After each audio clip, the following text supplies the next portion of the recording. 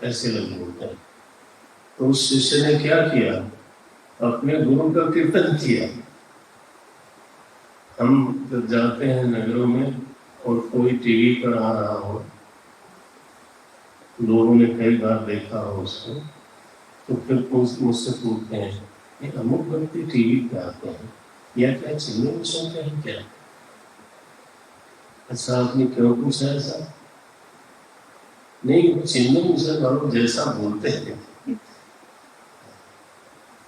क्या किया उन्होंने? बिना बताया गुरुदेव का कीर्तन किया कि नहीं किया?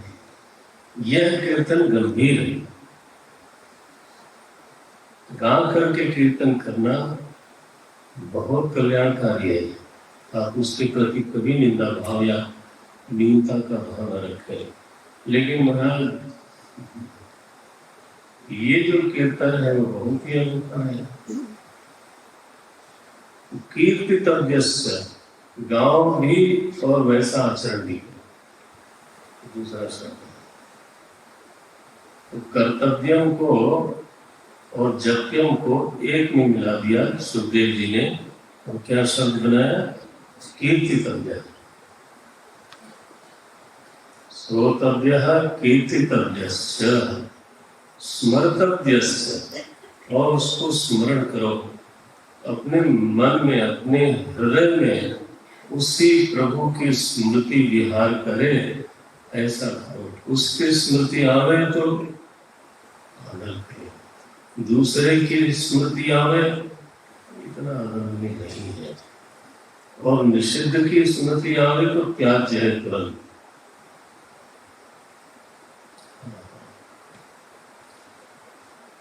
प्रार्थना करें कि भगवान मेरे मन में बसे, स्मृति बन करके। प्रार्थना करें कि प्रभु आप भूलो नहीं, कभी न बिसरो राम। गुरुवाणी में एक पद मैंने किसी के घर में पढ़ा, बोले सो क्यों बिसरे जिन सब कुछ दिया। जिसने सब कुछ दिया वो क्यों बिसरे, वो क्यों बिसरे जिन सब कुछ दिया। तो स्मर्तव्य, ध्यान रहे, स्मृति में सहजता तब होती है कि जिस चीज की वजह से मेरे हृदय में आनंद आया हो, कभी कहीं गए हो, कभी किसी से मिले हो और बहुत मजा आया हो, तो वो बार बार याद आता है। तो ये जो भजनीय है वो स्मर्तव्यम के साथ मिला दिया गया। किम भजनीय, यह जो शब्द है ना, वो स्मर्तव्य में लगा दिया। भाई अगर रस आ रहा होगा तो तुम भूलोगे नहीं। तो महाराज परीक्षित ने प्रश्न पूछे 5 और श्री सुखदेव जी महाराज ने उत्तर दिया 3 शब्दों में। श्रोतव्यः कीर्तितव्यश्च स्मर्तव्यश्च इच्छता अभयम। यदि तुम्हें अभय चाहिए तो ये करो। महाराज जब इसका उत्तर ऐसे दिया तो परीक्षित जी महाराज ने चली फिर क्या कहेंगे। बोले महाराज मेरे पास केवल 7 दिन है, अब आप सुनाओ। आपने कहा श्रोतव्य है, मैं सुनने के लिए तैयार हूं, अब आप सुनाओ। फिर तो महाराज जब क्या सुनाओ, प्रश्न करो, तो ढेर सारे प्रश्न परीक्षित जी महाराज ने किया। तमिल चतुराध्याय ही प्रश्न मिला था। जब प्रश्न हुआ तो सुखदेव जी सोच रहे थे भाई ये कोई प्रवचन का सेशन नहीं है, ये प्रश्नोत्तर का सेशन है। तो उन्होंने प्रश्न किया, इन्होंने जवाब दे दिया। अब जब इन्होंने लंबे लंबे सवाल करने शुरू किए तो सुखदेव जी को लगा कि अरे ये प्रवचन होने वाला है, तो प्रवचन होने वाला है तो मैं मंगलाचरण कर लूं। पहले मंगलाचरण नहीं किया था, दूसरे अध्याय में इसमें तो प्रश्न ही प्रश्न है। अब दूसरे अध्याय में शुरू किया महाराज। बोलते हैं मंगलाचरण किया। इसके बाद फिर साधन बताना शुरू किया। तो साधन में जो पहला प्रकरण है वो है ध्यान का प्रकरण। ध्यान में मैं केवल एक ही सूत्र देता हूँ। शब्द आया जितासनः। ध्यान तो हमारे लोग जो हैं ये शास्त्रों में थोड़ा पैर जिसके थोड़े ऐसे वैसे हो गए हैं उन पर भी दया करनी चाहिए। आजकल गुरु लोग करते हैं कि कुर्सी पे बैठ के भी ध्यान कर लिया करो, लेकिन यहाँ पे जितासना पहले ही बोलते हैं, आसन जीता हुआ हो। एक आसन पर चलो कुर्सी पे सही कुर्स्यासन कर लो। हाँ और क्या। तो देखो यहाँ नहीं लिखा है, भगवान जी आप लगा हुए, मैं आपके चेहरे देख देख के बोल देता हूँ। तो जितासन आसन जीता हुआ हो, जिता श्वास श्वास में संतान थोड़ा प्राणायाम करें। जित सर्ग संग न होए यानी आसक्ति न हो, नहीं तो मन बार बार वही खींचेगा। जितेंद्रिय इंद्रिया जीती ही। 23वां श्लोक है, एक ही श्लोक पढ़ता हूँ। स्थूले भगवतो रूपे मन संधारय धिया। तो फिर विराट भगवान से मन का स्पर्श करना चाहिए। पहला ध्यान तो यही बताया उन्होंने। देखो भाई, विराट को मन से छूना चाहिए, मैंने अपने संकीर्ण दायरे से मन को निकालना चाहिए तो पवित्र हो जाता है। इसके बाद अगर मन तैयार हो तो निर्विषय उत्तम से उत्तम वाला ध्यान ये 19वें श्लोक में, मनो निर्विषयं युक्त्वा ततः किंचन न स्मरेत्। निर्विषय जो तत्व है, विषय शून्य जो तत्व है, चिन्मात्र, तो मन उसमें लगावे और फिर कोई चिंतन न करे। आपको गीता जी ने पढ़ा, आत्मसंस्थम न किंचिदपि चिंतयेत्। वो यहाँ पर विराट का ध्यान बताया, तत्व का ध्यान बताया, निर्गुण तत्व का ध्यान बताया। एवं स्वचित्ते दूसरे अध्याय में स्वतएव सिद्ध आत्मा, अपने स्वरूप का ध्यान करें। संक्षेप करके उदाहरण, अगर यह नहीं हो पाता है तो हृदय में अपने आराध्य का ध्यान करें। यह 8वें श्लोक में चतुर्भुजं कंजरत्थां रथांग शंख गदाधरं धारणया स्मरन्ति। मैंने किसी का निषेध नहीं है। अगर आत्म स्वरूप का ध्यान हो सकता है, निर्विषय का ध्यान हो सकता है, पहला सबसे बढ़िया बात। विराट का ध्यान करें तो योग्यता आती है, नहीं तो अपने आराध्य देव के विग्रह का ध्यान करें, ये बहुत बढ़िया है। और जब विग्रह का ध्यान करते करते मन में एकाग्रता आ जाएगी तो फिर से अपने स्वरूप का ध्यान करें। ये 16वां श्लोक है। अच्छा, मानो अपने स्वरूप का भी ध्यान नहीं हो सकता और विग्रह का भी ध्यान नहीं होता, तो यहाँ लिखा कि कम से कम शरीर का तो ध्यान हो सकता है, अपने शरीर का। तो अपने सारे शरीर का एक बार ध्यान करके फिर 6 जगह बताई यहाँ पर। ये 20वें श्लोक में आता है, नाभ्यां स्थितम हृदय अधिरोप्य तस्मात्। ये प्रकरण है चक्र का ध्यान करने वाला। इसलिए जो सनातन धर्मी है वो किसी बात का निषेध तो कर ही नहीं सकते। चक्रों का भी ध्यान बताया है, आराध्य के विग्रह का भी ध्यान बताया है, विराट का भी ध्यान बताया है और अपने स्वरूप का ध्यान बताया 4 तरह के ध्यान बताए। पहली साधना ये है, बोले परीक्षित, अगर तुम ये कर सकते हो तो पहले बस शुरू से ही यही साधना करो, ठीक से श्रवण कर लो और ध्यान की साधना बढ़ाओ। बोलते हैं सुनो, भगवान सर्वभूतेषु लक्षितः। सुखदेव जी से पूछा होगा मन के मन में, तो भगवान दिखाई नहीं देते हैं। क्या बोले सुखदेव जी?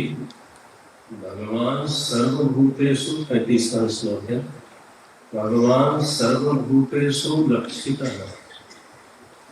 भगवान सारे ही भूतों में दिखाई देते हैं। स्वात्मना हरि ही कैसे दिखाई देते हैं? सूत्र दिया, दृश्यैहि बुद्ध्यादिभिः दृष्टा।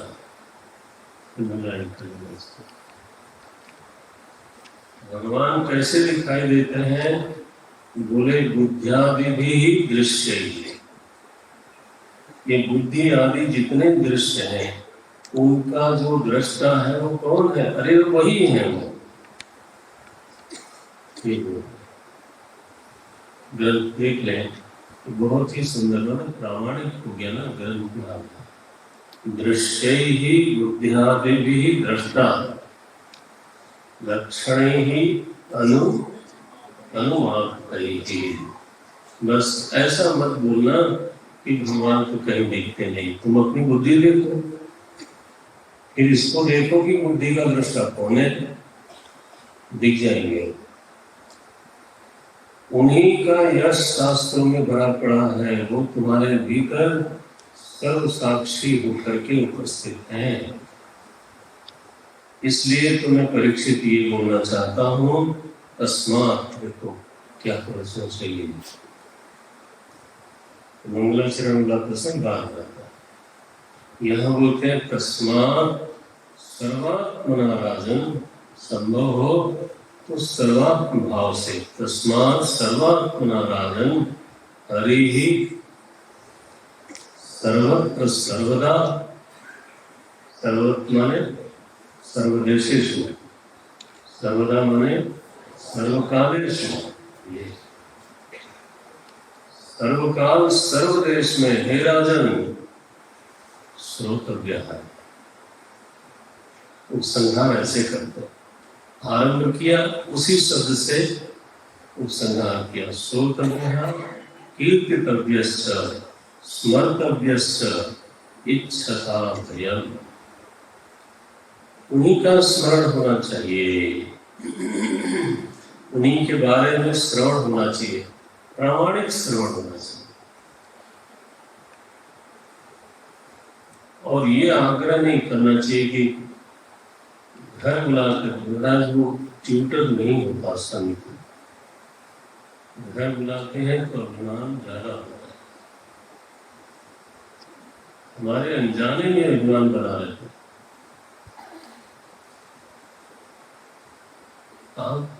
तुमको खूब जाना है, वेदांत में लिखा गुरु की शक्ति, ये नहीं लिखा शिष्यात शक्ति। शिष्य उपशक्ति नहीं है।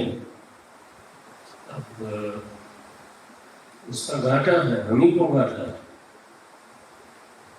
क्योंकि वहां एक तो दुनिया भर के काम पड़े रहते हैं, तो सुनने के बाद सब दिखा जाता है ना। एक तो वो है, और दूसरा ये है कि अभिमान भी रहते हैं। बुला लेंगे गुरु जी को, उसमें क्या रखा है, उनको कह देंगे, सुना देंगे। इतना अभिमान सिर पे लेकर के और फिर आप चले हो श्रोतव्य कीर्तितव्य, ये नहीं होता।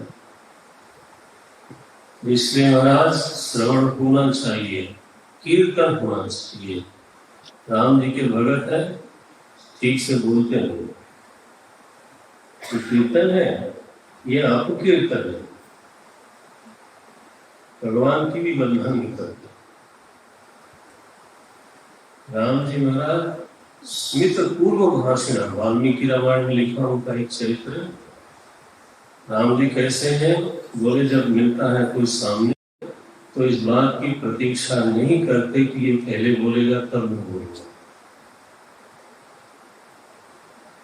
अभिमान होता है तो थोड़ा अकड़ होती है, नहीं, स्मित मुस्कुरा करके प्रसन्न मुद्रा में पूर्व भाषण पहले ही बोलते हैं, अरे भाई भले भैया अब ठीक तो हो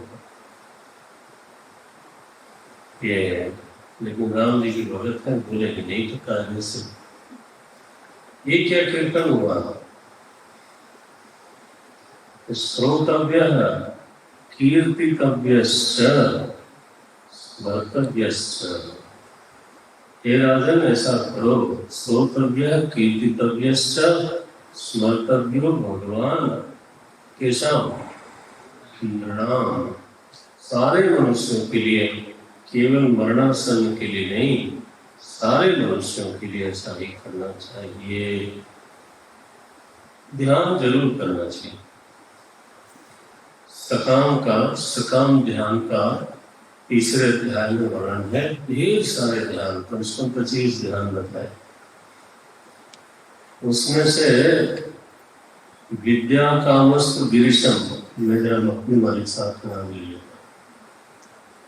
जिसको महाराज विद्या की विद्वान होने की कदाचित इच्छा होए, इस आत्मा से विद्या कामस्तु गिरीशम। अगर कोई विद्या व्यसनी हो, विद्या प्रेमी हो, तो शिव जी से अनुग्रह लेना चाहिए। और किसी का दाम्पत्य जीवन स्निग्ध हो ऐसा चाहता है, वो लिखा है पार्वती जी का ध्यान करना चाहिए। आपको पढ़ना चाहिए सारे चीजों को, किसके ध्यान से क्या मिलता है। यहाँ लिखा अकाम सर्व कामो व मोक्ष काम उदारधी। वैसे तो चाहे सकाम हो, चाहे निष्काम हो, चाहे मुक्ति की कामना वाला, नारायण का सबको ध्यान करना चाहिए। तीव्र भक्ति योगे न, नारायण माने भगवान का कोई नाम नहीं ले रहा है, तीव्र भक्ति योगे न यजेत पुरुषम परम। परम पुरुष का ध्यान करना चाहिए। परम पुरुष का ध्यान माने बुद्ध्यादि दृश्य ही दृष्टा, बुद्धि आदि का, दृश्यों का जो दृष्टा है उसका ध्यान करना चाहिए। तीसरे अध्याय में सकाम ध्यान का वर्णन हुआ। अब चतुर्थ अध्याय में महाराज परीक्षित महाराज ने बहुत सारे प्रश्न किए, पूरा अध्याय प्रश्न में गया है। तो सुखदेव जी ने कहा, सुनो परीक्षित, ये जो सवाल तुमने किए हैं, यही प्रश्न नारद जी ने ब्रह्मा जी से किया था। तो महाराज नैमिषारण्य से हम लोग उठे थे, सुल्तान गए, और सुल्तान से हमको सुखदेव जी धीरे से ले गए, कहा ब्रह्मलोक। बोले अब तुम्हारा जो प्रश्न है, चूंकि नारद जी कर चुके हैं, तो उनको ब्रह्मा जी ने जो उत्तर दिया था वो हम तुमको सुनाएंगे।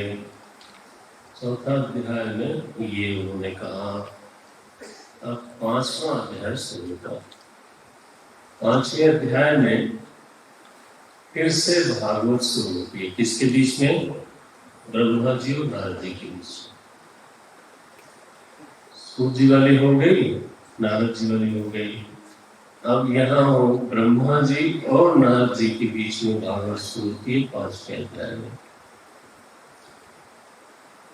बोलते हैं नारद जी कि मेरा मन बड़ा खिन्न हो रहा है पिताजी। बोले क्यों?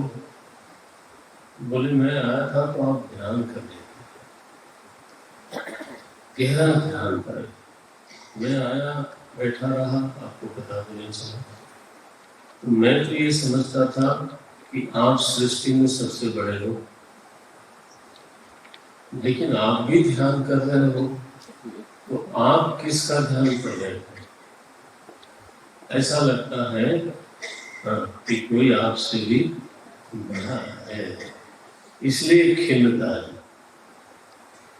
बोले भाई जो बड़े को नहीं जानता और छोटे को भी बड़ा मान लेता है। ये ना ब्रह्मा जी ने कहा ना, जब तक भगवान का ज्ञान न हुए लोग मुझे ही बड़ा मान लेते हैं। हमारे से बड़ा, सबसे बड़ा, सबका ईश्वर प्रभु है। उसी से हम भी निकले हैं, उसी से सारी सृष्टि निकली है। ये बात सुनो, स्वयं वो था जब सृष्टि नहीं थी तब भी, फिर उन्हीं में से सृष्टि आरंभ हुई। कैसे हुई बोले, उनकी एक त्रिगुणात्मक माया है, उसमें हुआ विक्षोभ। समष्टि जीवों के कर्म के कारण पूरी प्रक्रिया याद। ये वेदांतों को पढ़ना चाहिए बार-बार। 2-3 ऐसे प्रकरण आएंगे। बोलते हैं तो कर्म, समष्टि कर्मों के परिपाक से विक्षोभ हुआ त्रिगुण में, और सबसे पहला जो परिणाम प्रकट हुआ उसको बोलते हैं महातत्व। और महातत्व के बाद आया अहंकार। अहंकार मैंने हमारा आपका नहीं, ईश्वर का अहंकार, समष्टि अहंकार। 2-3 प्रकार का है, वैकारिक, तेजस और तामस। वैकारिक अहंकार से ज्ञान शक्ति प्रकट हुई जीवों में। हम सब लोगों में ज्ञान शक्ति है, सोचने समझने की शक्ति है। तेजस अहंकार से क्रिया शक्ति प्रकट हुई, तो हम सभी लोगों में क्रिया शक्ति है। और तामस अहम से द्रव्य शक्ति प्रकट हुई। महाराज हम सभी लोग द्रव्य बने बैठे हैं, कोई 90 किलो, कोई आई थिंक सो 90 वाले हैं, एक तो मैं ही हूँ, और भी होंगे 90 से लेकर के 32 तक वाले हैं यहाँ पर। ये सब द्रव्य हैं, इसलिए मैंने ढेला बोल दिया था तो स्वीकृत्वारंग को हंसी आ गई। तो क्या करें, ऊंचे बैठते हैं, सबको देखते रहते हैं। ढेला तो है ही है, 5 मान भूत का एक ढेला है, उसमें चूंकि जब तक आप बैठे हो तब तक हंसते खेलते दिखाई देते हैं, नहीं तो ढेले की तरह उठाएंगे कंधे कम पड़ जाए। चलो शाम को ऐसी बातें नहीं करते। आपका मन में पता चला आप इतना बन ठन करके मेकअप टेकअप करके और फिर हम बोल रहे ढीला, तो पता चला कि आदमी है। तो द्रव्य शक्ति है जिसमें वजन है, भार है, वो तामस अहंकार का सृजन है। और हमारे शरीर में क्रिया शक्ति है ना, नहीं तो उठते बैठते भी नहीं। क्रिया शक्ति है, ये तेजस अहंकार की वजह से आया। और हमारे भीतर सोचने समझने, ये 3 ही चीज होती है हम सबके भीतर। आप अपना अपना देख लो, आप सोचना समझने वाले हो, आप में क्रिया शक्ति है। आप चाहें तो डायनेमिक बोल दें तो आपको ज्यादा अच्छा लगेगा। और फिर आपका वजन है, ठीक है ना। ये द्रव्य शक्ति, क्रिया शक्ति और ज्ञान शक्ति, जो वेदांत में अहंकार बोलते हैं ना, तो यहाँ पर 3 तरह का अहंकार करते हैं। और फिर इन्हीं तीनों शक्तियों से सारी सृष्टि बनती चली जाती है। सारी सृष्टि जब निर्मित हो गई, प्रकट हो गई, निर्मित नहीं प्रकट हो गई, तो उससे उपहित चेतन को विराट बोलते हैं। उस विराट में 5 इंद्रियां हैं, 5 कर्मेंद्रियां हैं, अंतःकरण है, इत्यादि इत्यादि वर्णन किया। जब विराट पूरा हो गया तो भागवत भगवान बोल रहे हैं, ब्रह्मा जी स्वयं बोल रहे हैं, आद्योऽवतार पुरुष परस्य, 42वां श्लोक है छठे अध्याय का। बोलते हैं ये है सबसे पहला अवतार, माने निष्प्रपंच परमात्मा का प्रपंच के रूप में प्राकट्य, ये पहला अवतार है।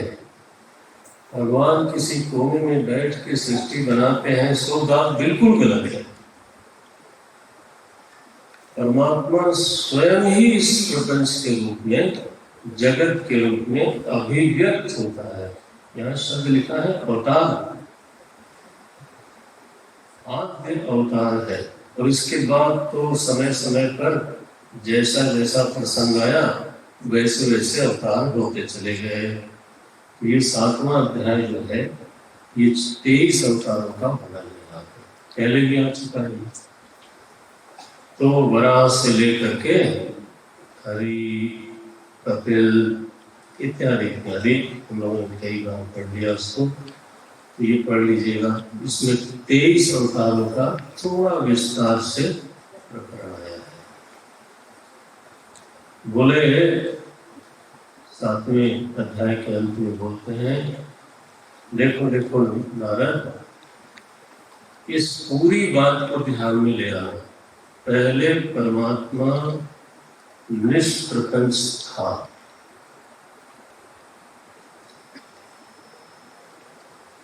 फिर निष्प्रपंच परमात्मा कालक्रम से परिणमित होते हुए, उसकी उपाधि परिणमित हुई, त्रिगुण में परिणमित होते हुए प्रपंच के रूप में अवतरित हुआ। और बाद में अलग अलग समय पर यदा यदा ही धर्मस्य ग्लानिर्भवति, अलग अलग प्रकरणों में परमात्मा अवतारी बना। तो सुविधा के लिए, आपकी सुविधा के लिए 3 शब्द बोलते हैं, निष्प्रपंच परमात्मा, प्रपंचोपहित परमात्मा और अवतारी परमात्मा। ईश्वर कैसा, सनातन धर्म में ईश्वर कैसा? बोले निष्प्रपंच, निरुपाधिक, केवल चिन्ह मात्र, आनंद मात्र सत्ता, जहां पर जगत का संश्लेष भी नहीं है, वो मूल में। फिर वही पूरे जगत के रूप में प्रकट हुआ, जिसका नाम पड़ा विराट।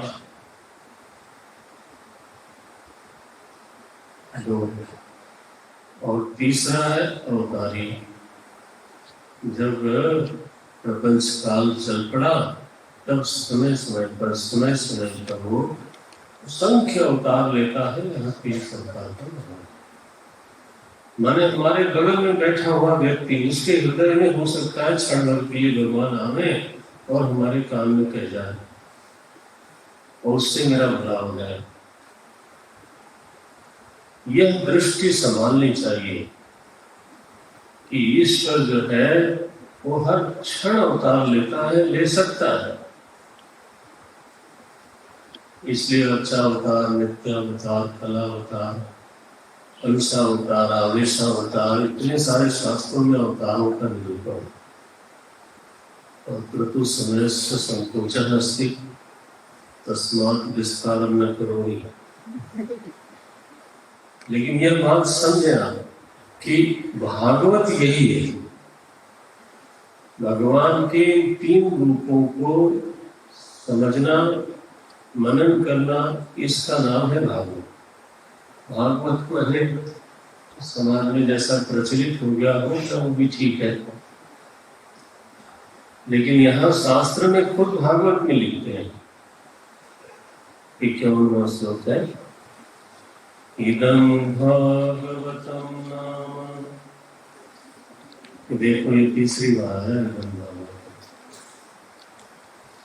यही भागवत है, ऐसा बोल रहे हैं।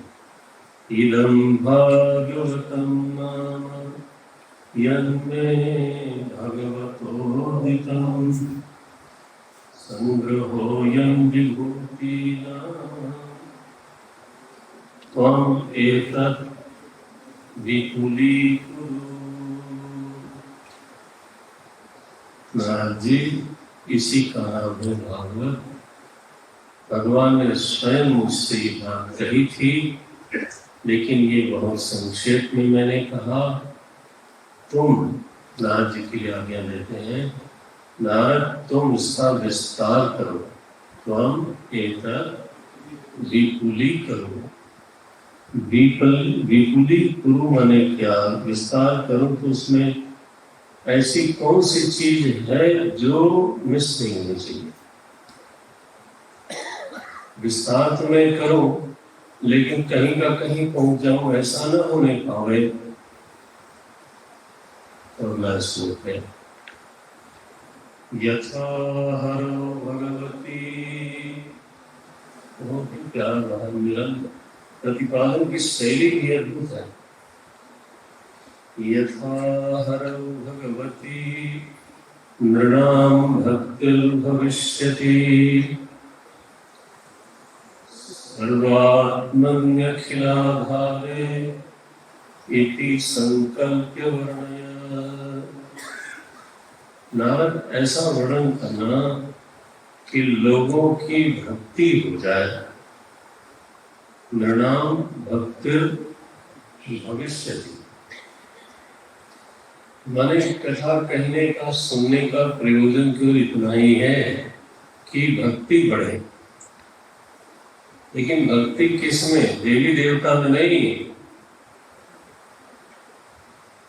भूत प्रेत में नहीं, नवग्रह में नहीं। भक्ति तुम्हारा पता नहीं किसमें लोगों की होती रहती है। आजकल भगवान की मूर्ति कम, शनिचर की ज्यादा हो।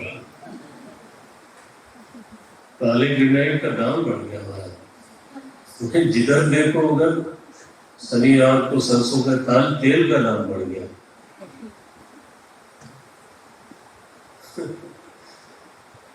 लोगों को क्या हो गया है? भक्ति माने जिस किसी चीज में भक्ति हो जाए, ऐसा थोड़ा। फिर दोहराते हैं, आपने पढ़ा ना, सर्वात्मा। सर्वात्मा आप भी बोल सकते हो।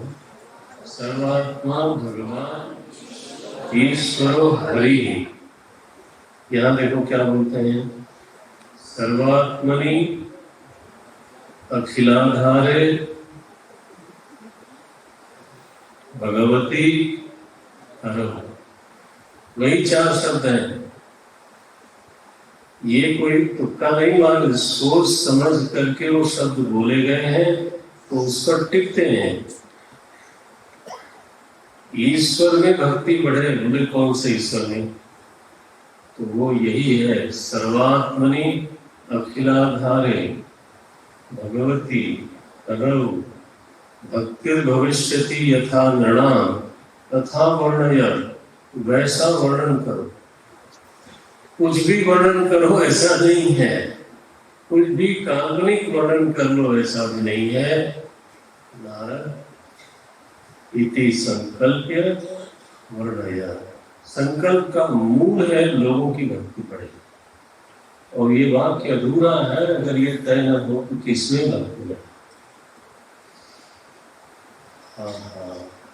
तो इस तरह से नारद जी को भागवत सुनाई है ब्रह्मा जी ने, और ये कहा कि मुझे भगवान ने सुनाई थी, तो अब तुम इसका विस्तार करो। परीक्षित सुन रहे थे, नारद जी ने ब्रह्मा जी से पूछा, और ब्रह्मा जी ने कहा कि उनको भगवान ने सुनाई। तो उनको भगवान ने कब सुनाई, वो मैं जानना चाहता।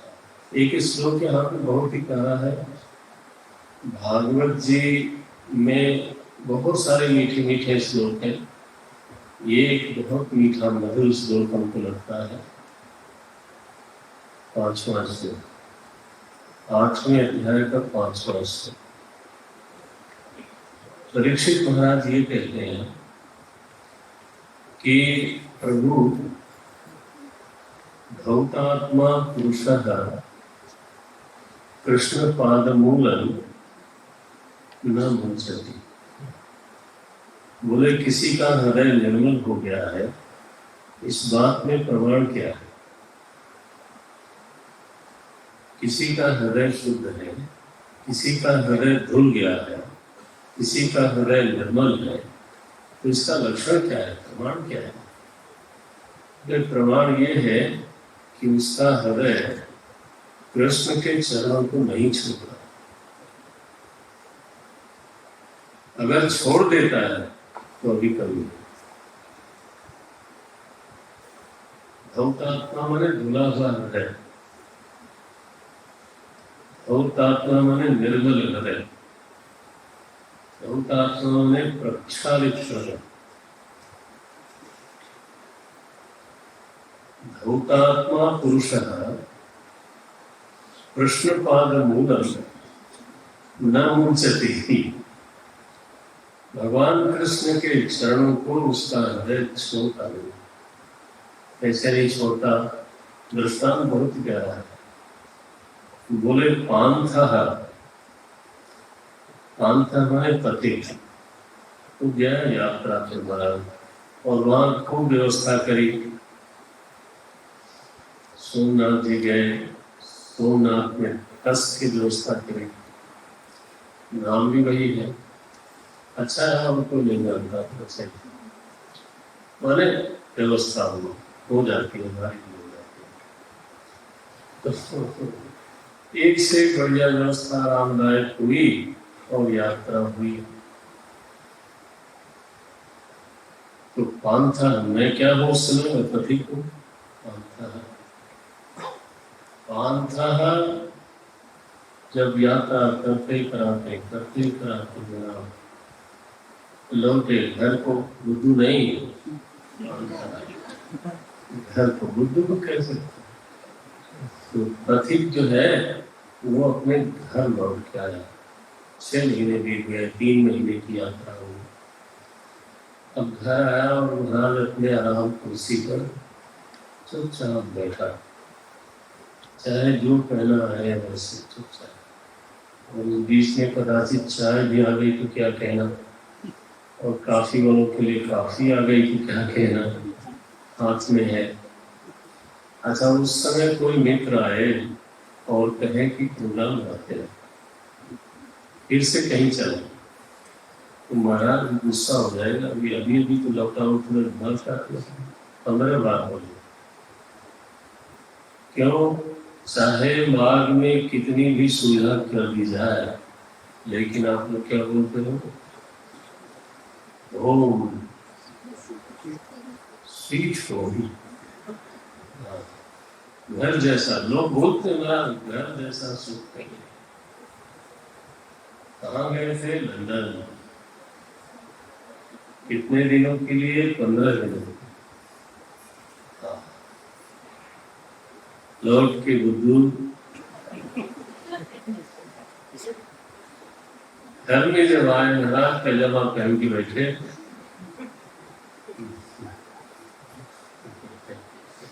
तब जो आराम मिलता है उस समय कोई घर छोड़ने के लिए कहे बिल्कुल नहीं छोड़ेगा। वो लिखा है मुक्त सर्व परिक्लेश, मुक्त सर्व परिक्लेश पांथा। घर में आता है तो यात्रा संबंधित सारी जो कठिनाइयां हैं, सारी जो अनिश्चितता है, सारा जो परिक्लेश है, उससे मुक्ति होगी। अब बैठा है वो कॉफी लेके या चाय लेके, तो स्व शरणम यथा न मुंचति। शरणम शब्द का अर्थ घर होता है ना। शरणम शब्द का अर्थ प्राय लोग करते हैं आश्रय, वो भी ठीक है, आश्रय सहारा, लेकिन शरणम शब्द का असली अर्थ होता है घर। स्व शरणम, अरे शरणम नहीं, क्या स्वशरणम न मुंचति, अपने घर को जैसे पथिक नहीं छोड़ना चाहता, वैसे ही यह जीव अनादि अनंत काल से पथिक बना बैठा है, पांथर बना बैठा है।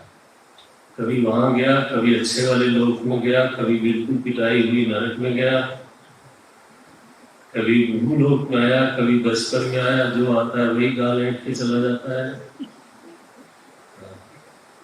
लोग समझ कर कहते हैं क्या बढ़िया अवस्था है, बच्चे से पूछो बढ़िया अवस्था है, बच्चा सोचता है मैं भी कब भाई भैया जैसा बड़ा हो जाऊंगा। क्यों बड़ा होना चाहते हो? बोले जो आता है वही चूंकि काट जाता है, कोई गाला हिट जाता है, कोई कान हिट जाता है, पता नहीं किस क्यों बजा है, मैं खिलौना बना रहा हूँ। वो लोग कहते भी हैं बहुत बढ़िया खिलौना। तो कभी यहाँ गया, कभी ऐसे गया, फिर जब 10 साल चिंता सकता है, हर अवस्था वाला दूसरी अवस्था को बहुत बढ़िया मिलता है। जवानी गोल्डन पीरियड, काय का गोल्डन पीरियड, परेशान है कि एम्प्लॉयमेंट कहीं मिल जाए तो सेटल हो जाओ, वो परेशान है कि मेरा नंबर ठीक नहीं आ रहा, परेशान है कि मेरा पता नहीं है शादी किसके साथ होगी, कैसा होगा। कोई कोई महाराज अभी से वचनबद्ध होते हैं कि अगले जन्म में, हाँ मेरे सामने कहा कोई सज्जन थे, मैं ठहरा फोन की, वो अम्मा ने कहा कि स्वामी जी अगर ऐसा ही मैं भी अगर लड़की बनूं तो मैं तो अगले जन्म में भी क्या कहा था, I will marry with,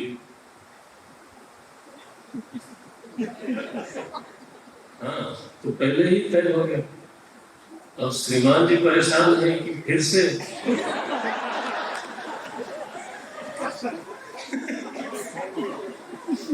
बताओ,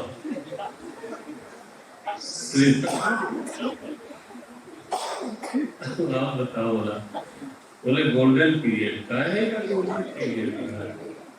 वो सोचता है देखो नौकरी लग गई है, आराम से आनंद से कमा रहे हैं, हम हमारे साथ भी खेलते हैं, गांव में प्रतिष्ठा भी है, ये है जीवन। किसका? पापा जी का।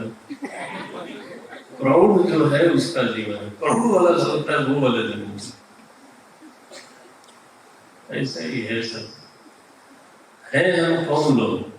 बोले प्रतीक थे, पांथा स्वशरणम यथा न मुंचति। ये कृष्ण चरण क्या है? बोले उसका असली घर है। कृष्ण चरण माने कृष्ण चैतन्य ना, कृष्ण चरण माने अपना स्वरूप। ये क्या है? बोले ये आपका घर है। घर किसको बोलते हैं? हमने बोला है कई बार, याद भी होगा शायद। घर उसको कहते हैं जहां रहने के लिए कोई वजह नहीं चाहिए।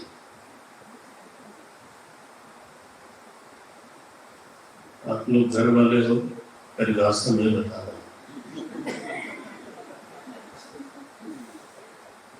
जहां रहने के लिए वजह नहीं चाहिए, बाकी कहीं रहो वहां वजह चाहिए। आश्रम में क्यों हो? वजह है। होटल में क्यों हो? वजह है। किराए के मकान में क्यों हो? क्योंकि किराया देते।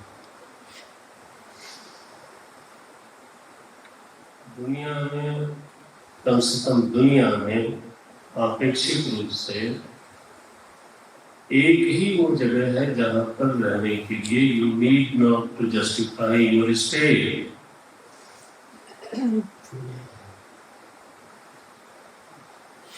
उसको घर बोलते हैं।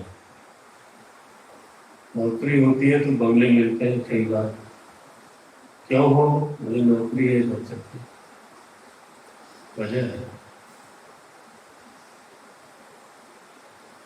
नहीं वजह पूरी हुई, ये हम घर वाले हैं, स्वामी जी आप तो देगा ये सही है, लेकिन आप भी कहाँ घर वाले हो? इस शरीर के घर में आप रहते हो क्योंकि आपने किराया दिया है, कर्म का किराया दिया है, और जिस दिन वो किराया पूरा हो जाएगा,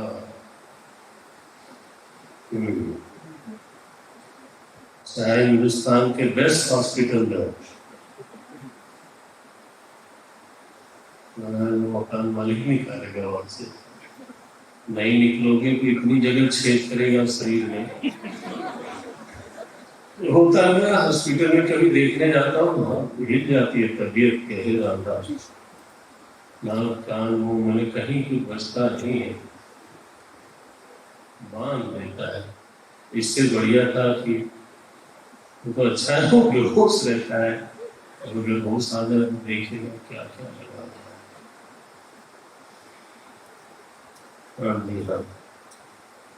इसलिए हम लोग ये न कहें कि घर, तो घर कहाँ, शरीर कोई घर थोड़ा, आपेक्षिक रूप से घर है, शरीर है घर, आपेक्षिक है। आपने जो घर बनाया वो भी है घर, वो अपेक्षित है, लेकिन जो असली घर है, जहां से आप कोई निकाल नहीं सकता, और जहां रहने के लिए कोई वजह नहीं चाहिए, वो तो कृष्ण चाहिए। ये है वो श्लोक, मीठा लगता है, हृदय को छू लेता है। भूतात्मा पुरुष कृष्ण पादमूलम न मुंसति, मुक्त सर्व परिक्लेशम अंतः स्वशरण यथा। जैसे अपनी शरण, अपने स्वरूप में प्रतिष्ठित जो महापुरुष है, वहां से कभी हिलना नहीं सकता।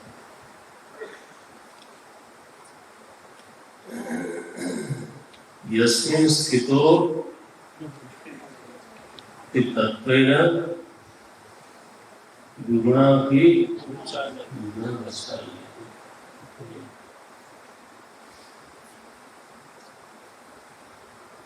वो है ये स्वरूप, ये 5वां श्लोक को बोले, चूंकि अब प्रभु को भी चित्त में धारण करना है तो उनके बारे में मैं पूछता हूँ, चित्त उन्हीं के बारे में जानना चाहता है। जब बार बार पूछा है महाराज परीक्षित ने, तो फिर सुखदेव जी महाराज उत्तर देते हैं 9वें अध्याय में। 9वें अध्याय में प्रकरण यह आया कि ब्रह्मा जी भगवान की कवल नाभि से प्रकट हुए। देखिए ये सब वेदांत के प्रकरण हैं, और लोगों को सुगमता से समझाने के लिए इस तरह के रूपक दिए जाते हैं। अनंत चैतन्य में, कारण वारी में अनंत चैतन्य विश्राम कर रहा है, ये कथा हिंदी में पढ़ लेना, ऐसे लिखा मिलेगा, और भी जगह मिलेगा। कारण वारी में अनंत परमात्मा शयन कर रहे थे। उसका क्या है, कारणोपाधिक चेतन निष्प्रपंच होकर के था, इतना ही याद है। क्या कारणोपाधिक चेतन, कारण वारी, उसमें निष्प्रपंच होकर के विराजमान था। और आप समझते अनंत में नाभि क्या है? अनंत में क्या नाभि होगी? कहते हैं बीरबल से अकबर ने पूछा कि इस सृष्टि का नाभि बताओ, मध्य बताओ। बीरबल ने कहा थोड़ा और एक कील ली महाराज, और ठोका, बोले महाराज यही है। बोले कहा कमाल है, सिद्ध करो इसको। बोले मैं क्या सिद्ध करूं, आपको गलत लगता है तो आप नहीं।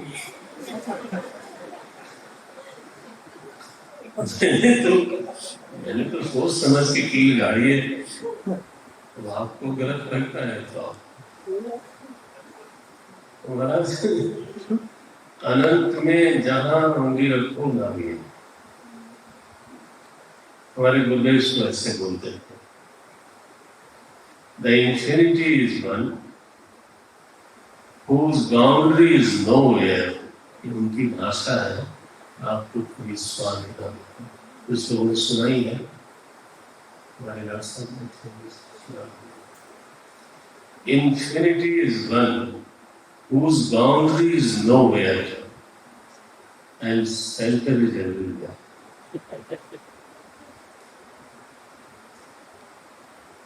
अनंत उसको कहते हैं जिसकी चार दीवारी कहीं नहीं है और केंद्र हर जगह। ये जो अनंत चेतन है, सर्व विष्णु सूक्तम में वेद ने कहा नाभ्या अस्य अंतरिक्षम। अंतरिक्ष जिसकी नाभि है, महाराज नाभि अगर अंतरिक्ष हो तो वो कितना बड़ा होगा। तो ऐसे ही है। और उस आकाश अनंत अनंत में एक कमल खिला।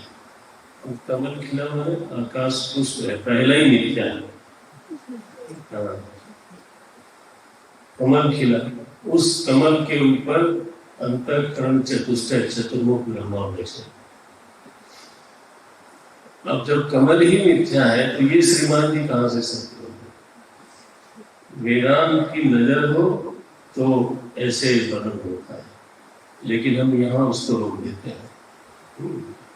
अब समझ गए होंगे आप पिक्टोरियल फिलॉसफी।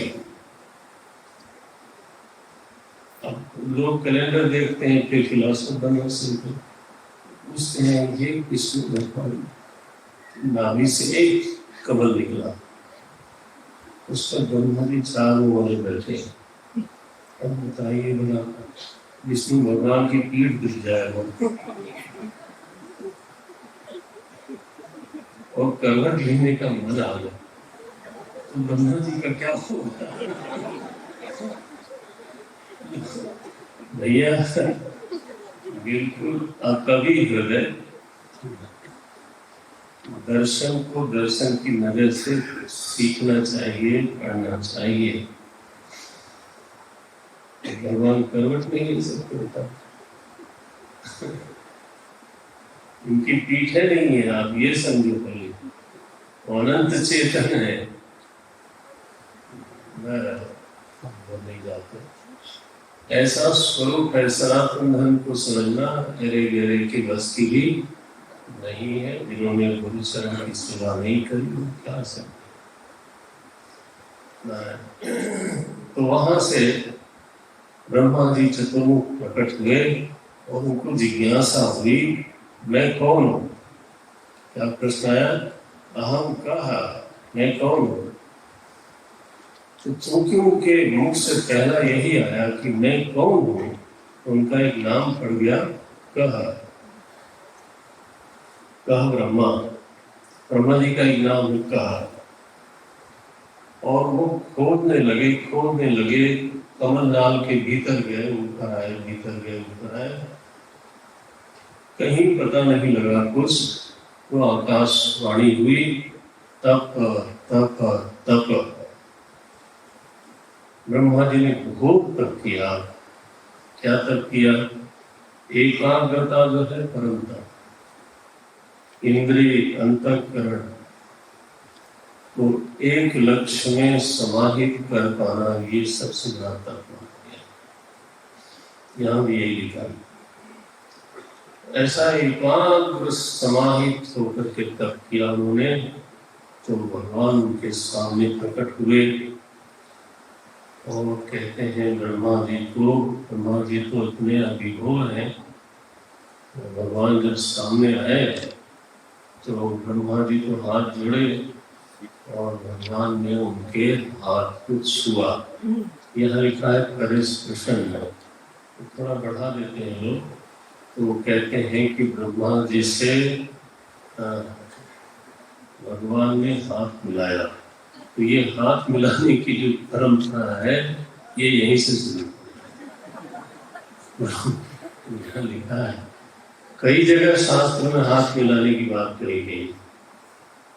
जिसके साथ मित्रवत संबंध हो सकता है ऐसा उससे हाथ मिलाया जा सकता है। मैं पढ़ दूंगी तो आप खोलते रहोगे। नारायण के 15वां श्लोक है। बभाष ईशत स्मित सोचिसा गिरा। भगवान नारायण प्रकट हुए हैं ब्रह्मा जी के सामने, थोड़ा मुस्कुराए और बोला उन्हें कुछ। और कैसे बोला? प्रिय प्रियम प्रीति मना परेश प्रसन्न हो। हाथ छुआ करो, हाथ मिलाया। इस तरह से तो नारायण मिलन हुआ। भगवान ने तपस्या की, यहाँ बहुत प्रशंसा करी। यहाँ पे बोल दिया तपो में हृदय साक्षात आत्मा हम तपसो नख। हे अनघ निष्पा ब्रह्मा जी, आपने तप किया, तप मेरा हृदय है। वर मांगिए। ब्रह्मा जी वर नहीं मांगते, प्रश्न करते। ये 4 प्रश्न किए ब्रह्मा जी ने, और फिर 4 प्रश्न के उत्तर में तो भगवान ने चतुश्लोकी भागवत सुना। और प्रसिद्ध है चतुश्लोकी श्लोक। इसमें करीब 4 तो मूल है और करीब 6 हो जाता है। इस पर हमें एक बात हमने कहना जो है सच नहीं है, इसलिए बदलना। नागपुर में यह आग्रह हुआ कि चतुश्लोकी पर पूरा यज्ञ किया जाए 7 दिन का। तो चतुश्लोकी पर यज्ञ हुआ, तो किताब छपाई भी गई और मेरे शास्त्रकार को हमें गुरुदक्षिणा के रूप में प्रसाद पुस्तिका के रूप में दी भी गई। तो 7 दिन महाराज 4 श्लोकों में चर्चा होगी। अब हम 4-5 मिनट में करें, 7 मिनट में चलो। 7 दिन का 7 मिनट है। आप हमारी जो दिक्कत है आप समझ नहीं सकते नारायण। लेकिन इतना तो मैं आपको ये बात इसलिए कही कि ये विषय इतना गंभीर है। हम इसीलिए सप्ताह में प्रेरणा मिलती है और कुछ न कुछ जरूर और बहुत सी मिलती है, लेकिन पढ़ने की प्रेरणा जरूर मिलती है। क्या प्रश्न है उनका? बोलते हैं परावरे यथा रूपे जानी यान्ते तु अरूपिणः। 25वां श्लोक है। ब्रह्मा जी ने वर की जगह देखो ये मांगा पहला तो कि मैं आपका पर मैंने निष्प्रपंच, पर मैंने निरुपाधि और अवरे मैंने सुपाधि। ये है मांग।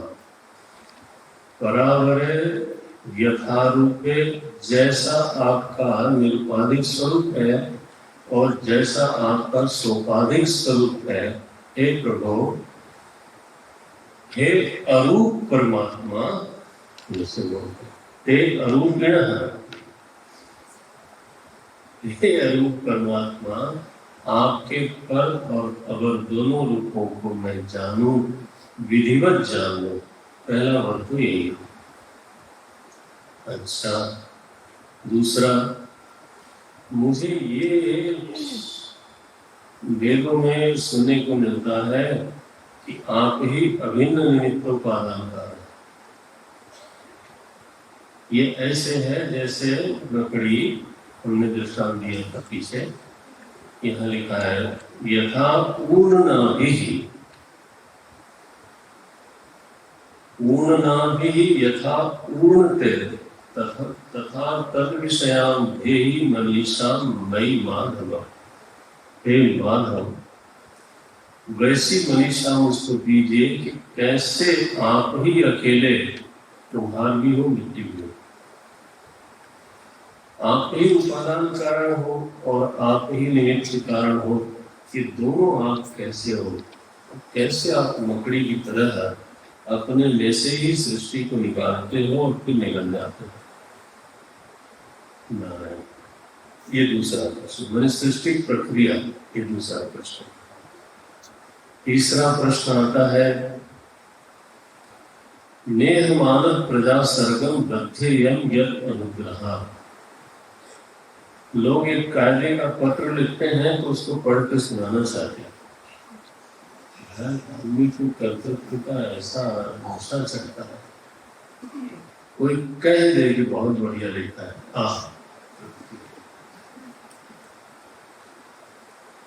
किसी ने ड्रॉप लिखवाया और फिर दूसरे को सुनाया तो दूसरे ने कहा कि ये बात तो सही है आपने जैसा लिखा है, लेकिन इसमें एक बात ये भी जोड़ दीजिए। इसने जोड़ दिया, अब बड़ी प्रशंसा हो गई। तो वो ये कहना नहीं भूलेगा कि देखो आखिरी वाला जो वाक्य था ना, मैंने लिखवाया था। छोटी छोटी चीज जो लोग करते हैं वो उसके लिए झंडा उठाते हैं, और मैं पूरी सृष्टि बनाऊं तो मेरे मन में कितना आवेगा। तो ये जो कर्तापन का अभिमान है ये मेरे को सिर पे चढ़ जाएगा, बद्धेयम, तो मैं तो बंध जाऊंगा पूरी तरह से। ये कर्तापन से ही लोग बधते हैं। अब ये कैसा कमाल है, हम खुद बड़े शौक से बधते हैं, बोल बोल के कि मैं बद्धेयम, ये देखो भला, लेकिन हम तो बधते हैं। ब्रह्मा जी सजे बोले ऐसी बुद्धि दे के रखिए कि करता करता अभिमान न आवे। नेह मानह न, ये है प्रजा सर्गे। सृष्टि के संदर्भ में मुझे अभिमान न होने पावे, नहीं तो ऐसा अनुग्रह करिए, नहीं तो बच जाएंगे। 3 सवाल हो गया। चौथा प्रश्न किया, मामे समुन्नत मदो अजमानिना, मैं जीवों को उसके कर्म के अनुसार शरीर देता चला जाऊंगा तो कहीं मेरे में ये भाव न आ जाए कि मैं बाकी जीवों से विशिष्ट हूँ। क्या विशिष्ट हूँ कि मेरा जन्म वैसा नहीं हुआ जैसे बाकी जीवों का होता है। ब्रह्मा जी का एक नाम है अजय। इसमें क्या बुराई है? आज तो हो आप बोले, बुराई ये है कि अपने को विशेष समझना, अपने को विशेष समझने से क्या बुराई? अपने को विशेष समझने से सर्व की समझ छूट जाती है। भाई आप बहुत बड़ी लहर हो, ऐसा भी अगर आप समझो तो आप जल तो नहीं हो। फिर सच्चाई क्या है? मुझको क्या समझना है कि मैं जल हूं, लहर नहीं। ये जो अपने में जो विशेषता है कि मैं औरों से अलग हूं, इसी का नाम इंडिविजुअलिटी है। इंडिविजुअलिटी, व्यक्तित्व क्या है? अपने को औरों से अलग समझना। तो आप लहर हुए कि जल हुए? जल कभी भी अपने को औरों से अलग नहीं समझ सकती। कोई लहर ही है जो बाकी लहरों से अपने को, तो कोई कितना भी अपने को विशेष माने, वो बना हुआ है। जीव है महाराज, वो अपने स्वरूप में अभी गया नहीं है। तो विशेष का जितना ज्यादा ख्याल कोई करेगा वो उतना ही बड़ा होगा। या तो आप विशेष बन जाओ, तो या निर्विशेष को प्रतिष्ठित हो जाओ। आपको क्या चाहिए वो देखो। अगर आप विशेष प्रेमी हो बधाई। ये तो पांथा वाली बात हुई, संसार बना रहेगा। निर्विशेष से भय लगता है। कारिका में कारिकाकार बोलते हैं अभय भय दर्शिना, बोले ये निर्विशेष में जाने में ये जीव जो है धन में लगता है। यही है ना। ये 4 प्रश्न ब्रह्मा जी ने किया और फिर 4 श्लोकों में भगवान ने उत्तर दिया। मैं पढ़ता हूँ। अहमेव समेवाग्रे नान्यत् यत् सदसत्परम् पश्चादहं यदेतच्च यो वशिष्येत सोऽस्म्यहम्। बोलते हैं इदम अग्रे, इसके अग्रे सृष्टि होने के पहले ब्रह्मा जी मैं ही था और बाद में भी मैं ही रहूंगा। बोले बीच में जगत है क्या?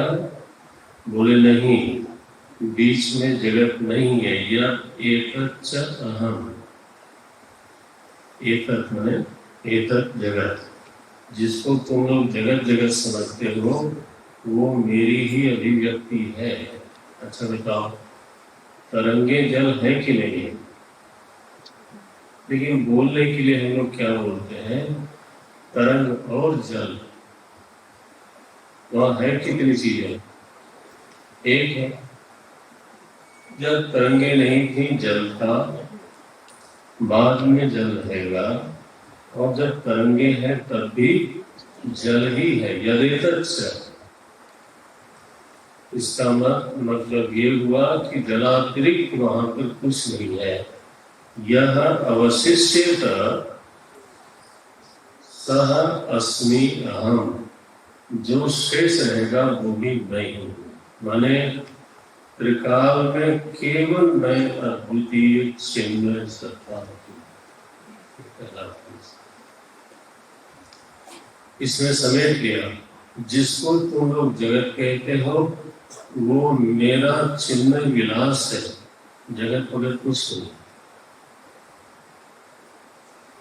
पूरा स्वप्न प्रपंच चिन्मय विलास ही है। स्वप्न में जिस मित्र को मैंने देखा और उससे बात की, वो मित्र स्वप्न में था? नहीं था। ऐसे ही यहाँ भी है। यहाँ तो एक नहीं हो सकता, लेकिन ये महाराज यही बातें सिद्ध करते करते वेदांत पूरा प्रवृत्त होता है। बच्चों ने करीब 2.5 वर्ष का अध्ययन पढ़ा। गंभीर से गंभीर बात इस सत्य का उद्घाटन करने के लिए कही गई है। हमें ये बिल्कुल पक्का परमार्थ श्लोक है 32वां। अहम एव अग्रे आसम, मैं ही सृष्टि के पहले, जगत के पहले था।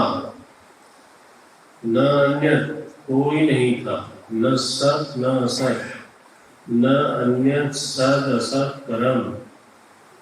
बाद में कौन होगा? पश्चात अहम, बाद में मैं ही हूँ। यदेतच्च तदपि अहम, यह जो जगत जगत के नाम से जाना जाता है यह भी मैं ही हूँ। नहीं माने एक चिन्मय सत्ता, चिन्मात्र सत्ता, जो बुद्धि आदि का दृष्टा है। चेतन मात्र वही था, वही है, वही रहेगा। बाकी केवल प्रतीति होगी, दिख रहा है। यह अवशिष्येत सह अहमेव अस्मि, तो मैं ही हूँ। जगत क्या है? फिर इतना ठोस, इतना विशाल जगत दिखाई दे रहा है। बोले नहीं है ये, नहीं होने पर इतना कैसे दिखाई देगा? तो यह परिभाषा दी भगवान नारायण ने। नहीं होने पर भी जो दिखाई दे ब्रह्मा, उसी को माया को।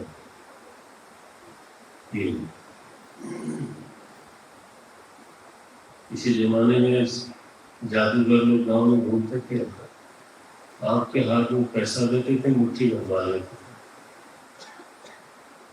बोले लाओ मेरा पैसा हुआ, पता चला मुट्ठी मैंने बंद किया था, गायब हो गया। गायब हो गया, कहाँ निकला? दूसरे की जेब में निकला और पुलिस को पकड़ो, उसने चोरी की। तो बेचारा वो अपनी जगह से हिला नहीं। ये क्या है?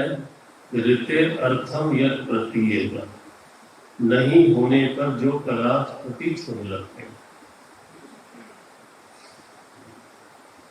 ऐसा कैसे हो सकता है? स्वप्न में नहीं होता। जिस मित्र से आप स्वप्न में बात कर रहे हो, वो मित्र वहां है? नहीं है। प्रतीत हुआ कि नहीं हुआ? हुआ। बातचीत करी कि नहीं की? करी। मजा आया कि नहीं आया? मजा आया।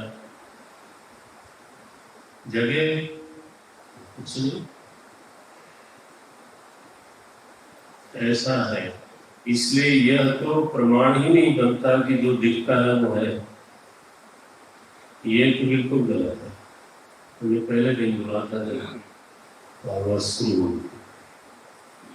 जो अबाधित है वो है,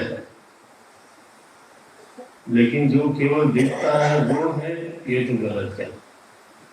कैसे भी सिद्ध नहीं होता। मैंने 4-5 देखा हमने, पृथ्वी चलती है दिखती है नहीं है, सूरज चलता है दिखता है नहीं है। तो आप ये मत बोलना कि ऐसा हो ही नहीं सकता, ऐसा ही तो होता है। तीर्थम यद प्रतीयेत न प्रतीयेत चात्मनि तद विद्यात्मनो माया। उसको आत्मदेव की माया समझना। ब्रह्मा जी काम क्या है उसका? बोले यही काम है, नहीं को है दिखा देना और है को सिखा देना। ये कैसे होता है? यथा भासः, भासः में चंद्रमा, यथा भासः द्वितीय चंद्रमा नहीं है, दिख जाता है। और राहु है लेकिन नहीं दिखता। कैसे दिखता है? वो सूर्य ग्रहण जब लगता है, हमारे यहाँ पुराणों में इस तरह की बात कही गई है। सूर्य ग्रहण लगता है तो बोले देखो उसका मुंह जो है आधा आधा उसने सूरज को निगल लिया, वो निगल रहा है, दिखाई देता है। और राहु ऐसा है जिसके धड़ तो है नहीं, तो एक तरफ से निकलता है बेचारा, दूसरी तरफ से पेट होता तो पचा देता था, लेकिन वो है। राहु को बहुत दिनों तक लोगों ने ग्रह माना ही नहीं, सिवाय हिंदुस्तान में हमारे ज्योतिष शास्त्र में नवग्रह माना गया। विश्व में 8 ग्रह माने जाते थे, क्योंकि वो किसी भी यंत्र से नहीं दिखाई देता, अब मानने लगे हैं। ये यथा भासो तथा तमः, ऐसा है ब्रह्मा जी। इसलिए जो है उसको छिपा देना, जो नहीं है उसको दिखा देना, ये काम हो माया। किसकी है ये? बोले और तो कोई है ही नहीं, आत्मदेव की माया है। कोई और होता तो हम उसकी मत पे बढ़ देते, लेकिन कोई और है नहीं। आत्मनो मायाम। अच्छा, बोले परमात्मा इस सृष्टि में भरपूर है कि नहीं, प्रविष्ट है कि नहीं? बोले प्रविष्ट है कि नहीं भी है। कैसे? यथा महांति भूतानि, जैसे ये जो महाभूत है 5, वो सारे शरीरों में प्रविष्ट है। भूतेषु उच्च अवचेषु, ऊंची नीची जितनी भी योनियां हैं उन सभी शरीरों में पंच महाभूत प्रविष्ट है। प्रविष्ट है, प्रविष्ट नहीं है, क्योंकि वो पंच महाभूत ही वो शरीर के रूप में दिख रहा है। हम लोग बोलते हैं काठ की मूर्ति, पाषाण की मूर्ति। काठ की मूर्ति थी, काठ की मूर्ति है कि काठ है?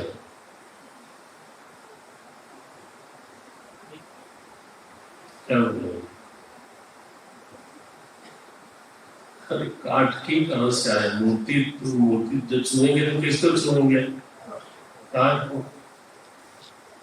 वजन करेंगे तो किसका वजन आएगा? काठ का। तो काठ की मूर्ति कहां से आ गई? बोलते बोलते अभ्यास।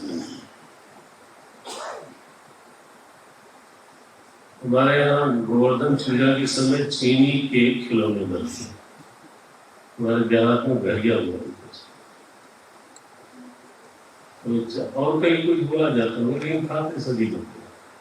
पता चला लड़कों को घटी, लड़के ने हाथी खा लिया।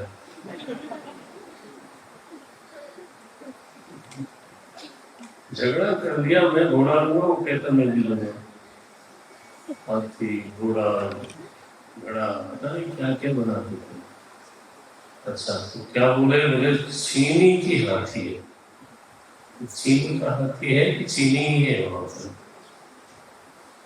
वजन करेंगे चीनी, छुएंगे चीनी को, और अगर कहीं जीभ से लग गया तो हाथी का स्वाद आएगा,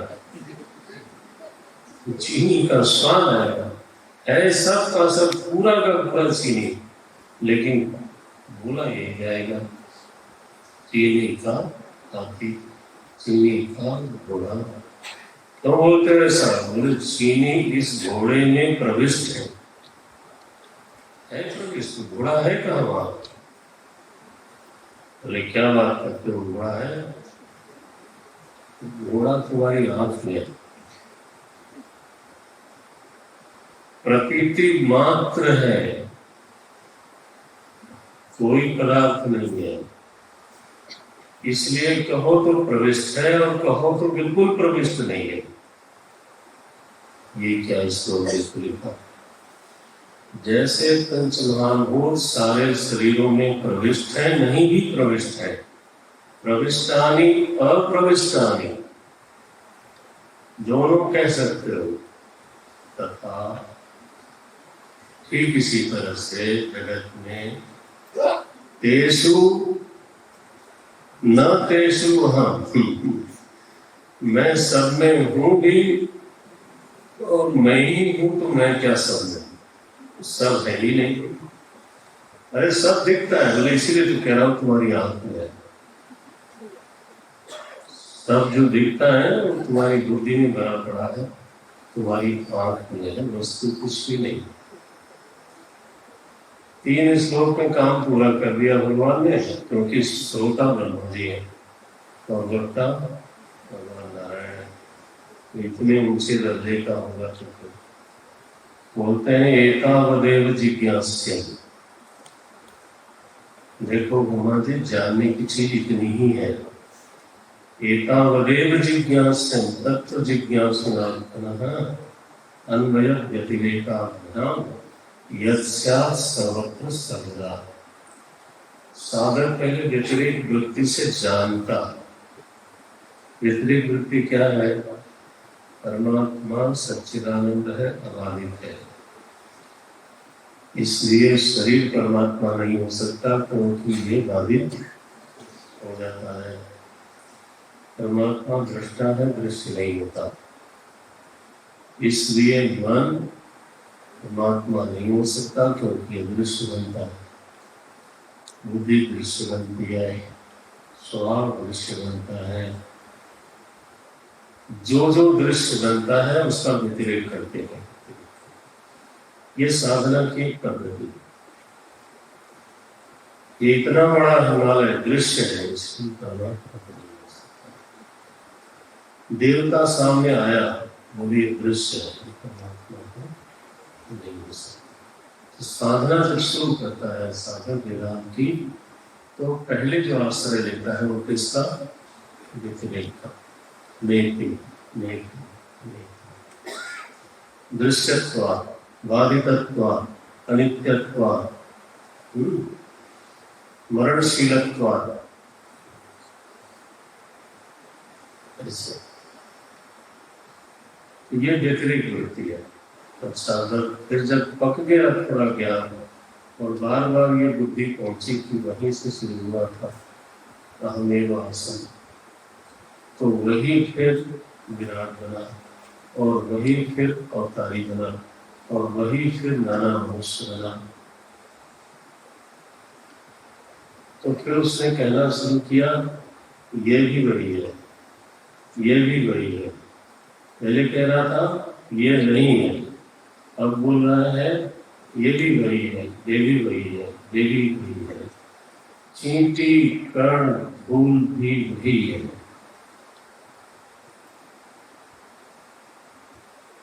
तुलसीदास ये चिर विलास बूझत ये इसको बोलते हैं अन्वय। पहले व्यतिरेक फिर अन्वय। यहाँ लिखा, इसीलिए कहा वेदांत में पढ़ाओ तो भागवत को तो कोई कहाँ प्रवेश करेगा।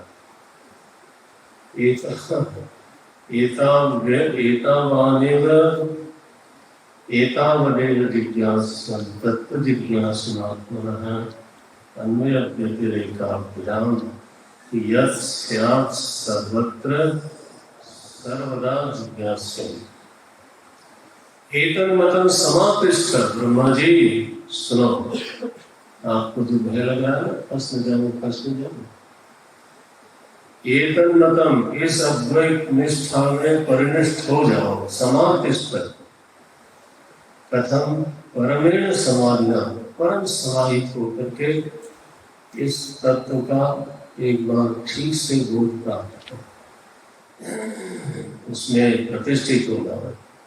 भगवान आदर देते, ब्रह्मा जी को कौन नहीं बोल रहे हैं, ब्रह्मा जी को भगवान कहा। भगवान भगवान कल्प विकल्प हो गया। आप प्रलय हो चाहे सृष्टि हो, कभी भी आपको मोह स्पर्श नहीं कर सकता। सृष्टि के होने से न होने से आपको कोई मोह होने लगा। इस तरह से ब्रह्मा जी ने चतुश्लोक की भागवत प्रभु से सुनी और अब कहते हैं इदम भागवत। ब्रह्मा जी ने जो नारद जी को सुनाया था उसको कहा इदम भागवतम। अब यहाँ कहा जा रहा है 43वां श्लोक है, तस्मा इदम भागवतम। इसलिए जितने वक्ता हैं भागवत सुनाने के बाद बोलते हैं इदम भागवत। ब्रह्मा जी है 4 श्लोक सुनते हैं। ब्रह्मा जी नारद जी को सुनाते हैं 3 अध्याय। नारद जी ने व्यास जी को सुनाया, फिर से 4-5 श्लोकों में विशद को सुनाया नहीं। प्रेरणा करी समाधि न अनुस्मरण। सूर्य जी ने 1.5 अध्याय में भागवत सुनाया और व्यास जी ने 18,000 श्लोकों में भागवत को प्रकट किया। भागवत मूल क्या है और फिर उसका विस्तार कौन कितना करता है, वो श्रोताओं के ऊपर निर्भर करता है। बोले ये भागवत है ब्रह्मा जी, और ब्रह्मा जी का नारद जी ऐसी भागवत हमें सुनाई गई थी। इसमें 10 लक्षण है। ये 10 लक्षणों वाला भागवत हमारे 10 इसके विषय है। कल हम लोग इस पर विचार करेंगे। 10वां अध्याय अंतिम अध्याय है दूसरे स्कूल का, तो कल हम लोग ये बात करेंगे, फिर आगे बढ़ते हैं।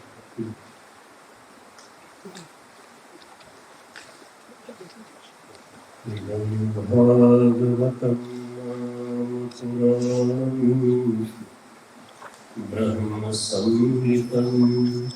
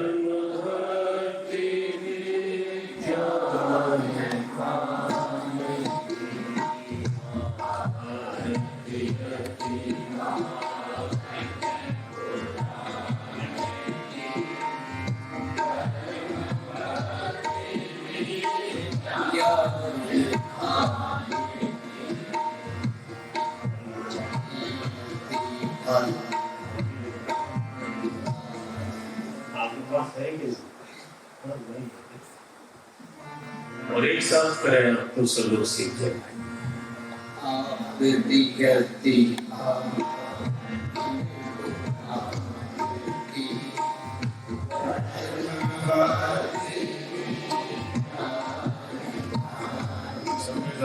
साथ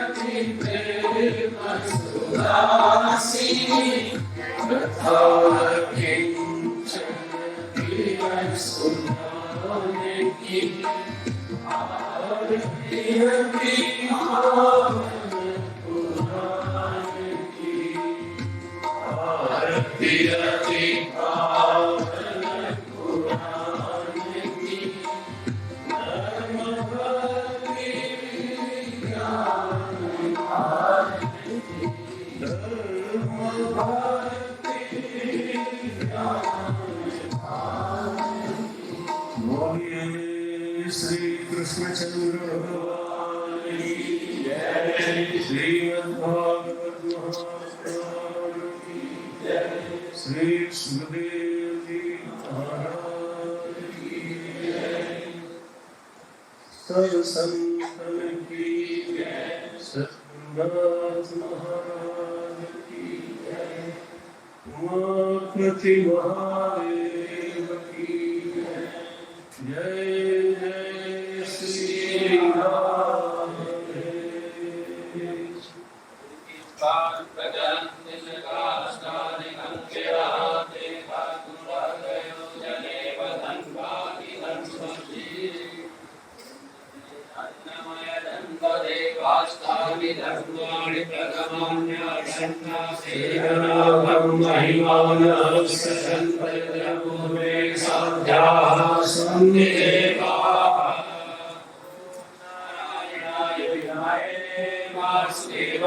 धीमहि तन्नो विष्णुः प्रचोदयात्। नानागन्धपुष्पाणि यथा कालोत्थानि च पुष्पाञ्जलिर्मया दत्तविहाय परमेश्वरः। ॐ पूर्णमदः पूर्णमिदं पूर्णात् पूर्णमुदच्यते पूर्णस्य पूर्णमादाय पूर्णमेवावशिष्यते। ॐ शान्ति शान्ति शान्ति। हरिः ॐ श्री गुरुभ्यो नमः। हरिः ॐ।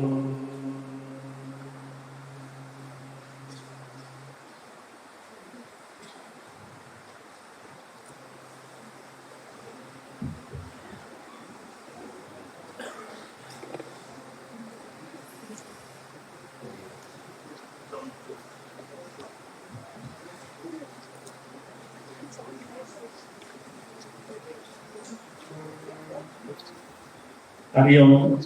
परम पूज्य स्वामी जी के इस भागवत प्रवचन की पूरी ऑडियो और वीडियो सीडी तैयार हो रही है। जिन भी साथियों को चाहिए वो इसके लिए बुकिंग राधा बुक स्टॉल पर करा सकते हैं। हरिओम। हरि प्यारा प्रभु जी का मीठा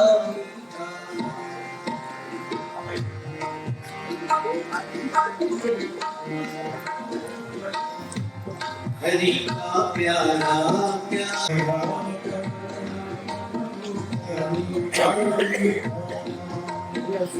इसी नाम को लेकर इसी नाम ने सुखा की समा मिला बचा।